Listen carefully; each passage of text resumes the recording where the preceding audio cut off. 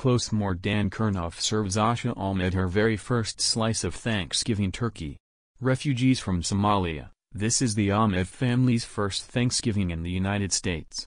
Jesse Costa WBUR, every inch of the dinner table is covered with food.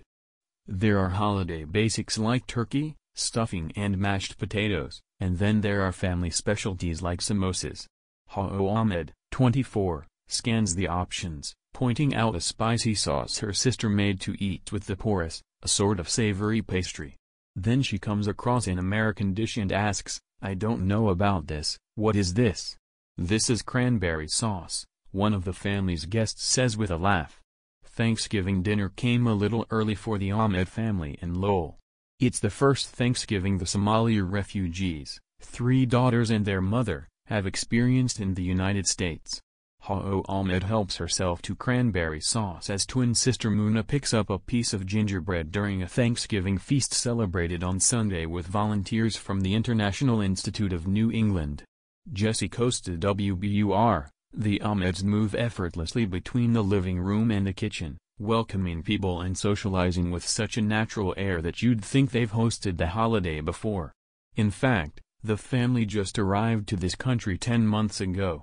The International Institute of New England, the agency helping them resettle, deployed a team of about 10 volunteers to lead the family's transition. The volunteers bring the women to doctor's appointments, help them open checking accounts, and teach them how to pay their bills.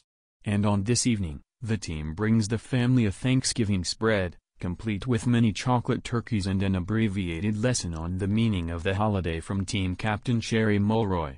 From left, Muna, Hawo, their mother Fatumanu and Asha listen as Sherry Mulroy, far right, explains the history of Thanksgiving. Jesse Costa WBUR, we thought it was especially nice to share Thanksgiving with you, to introduce you to this tradition, but also because we are very thankful that we met you, Mulroy says to the Ahmeds. We are very thankful to have been able to help you out. You have always been so understanding of us and we look forward to a long friendship with you. By all accounts, the Ahmeds are adjusting remarkably well to their new surroundings. Identical twin sisters Hawo and Muna are working full-time making medical devices and are studying for the GRE exam. They've also managed to become certified phlebotomists, all in less than a year. Younger sister Asha and their mother Fatuma work as seamstresses and are learning English. But according to one of the agency's volunteers, Janet Amflet of Cambridge, there have been a few bumps along the way. They're learning how to write checks, Amflet says. I went to go mail 2 checks to National Grid for them, but the stamp was in the middle of the envelope, the address wasn't legible through the window so, now, you don't realize that these are learned things, right? A curious Janet Amflet listens as Hawo describes the different Somali dishes that are offered on the table.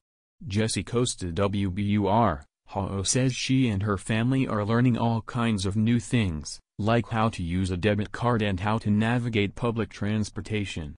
And Hawo is learning how to drive. With a bright smile on her face, she says she's still learning to control the steering wheel.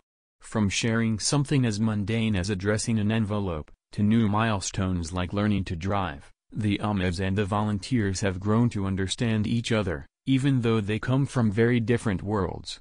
Hawo and Muna were only a few months old when their parents fled civil war in Somalia. Asha, 22, was born in Kenya, where the family lived as refugees for more than 20 years until they arrived in Lowell in January, only a few days before President Trump signed his original travel ban.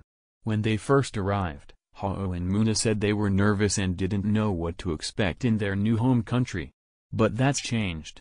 I think we were meant to be here, Muna says, because we have seen what life is all about. Hawo chimes in, they say that sharing is caring so we feel like we are all family, there's no difference at all.